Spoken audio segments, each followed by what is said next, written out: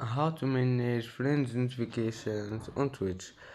Hello guys, in this video I'm gonna show you how to manage friends notifications on Twitch, like if someone add you or something like that.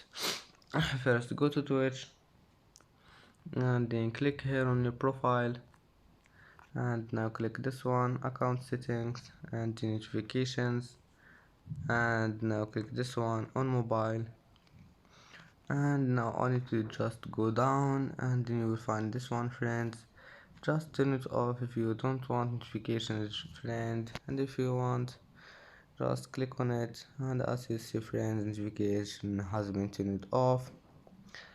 And that's how manage friends notification on Twitch.